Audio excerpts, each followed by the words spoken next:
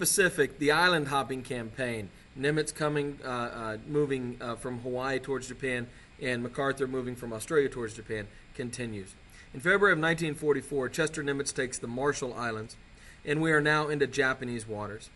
Japanese shipping is completely shut down, and their economy is in shambles. We are now in the endgame scenario of the war. In June of 1944, Americans take the Marianas Islands, Guam, and Saipan. In September of 44, the Caroline Islands are freed by the Americans, I should say. On October 20th of 1944, Douglas MacArthur, who promised to return to the Philippines, does in fact return. And sure enough, it's General MacArthur, who is returning to Leyte as he has promised. After fighting off a group of Japanese sharpshooters on Leyte, First Sergeant Jack Werner is back on the secured beach, just in time to see General MacArthur land with the American Liberation Forces. Doc sunglasses, pressed pants. Some of the soldiers are snickering. I can't believe it. Some of these soldiers have no respect. The general just strolls onto the beach and walks into the jungle. And that is the last I see of him.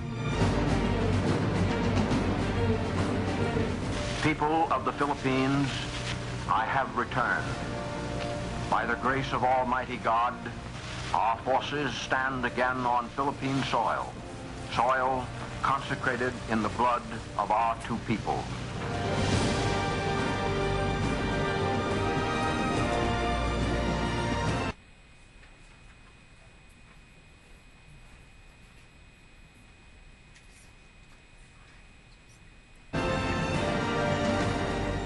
We have come dedicated and committed to the task of destroying every vestige of enemy control over your people.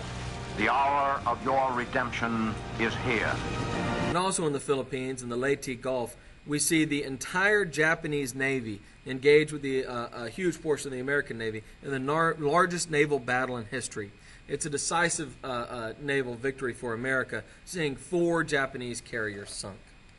In February of 1845, Americans attack the tiny island of Iwo Jima. It's only 750 miles from Tokyo, which would allow fairly easy bombing of Japan. But it turns out to be the costliest battle in Marine history. Iwo Jima, of course, is also the site of this famous photograph. If you've ever seen the movie Flags of Our Fathers, it chronicles what happens to these guys after they take this picture. This picture, by the way, is basically on the cover of every magazine in America, every newspaper, I should say. And by this time, it's become clear that America is on its way to victory in World War II. And so this picture becomes a great symbol in the minds of Americans of our victory in the war, even though there's still a few months left before it formally ends. The target will be Okinawa, which Marines invade in June of 1945. This is only 370 miles from Japan. You can see on the map, it's just there, just south of Japan. And this will allow really unlimited bombing of Japan. The Japanese, desperate by now, start sending up kamikaze fighters. Kamikaze means divine wind in Japanese.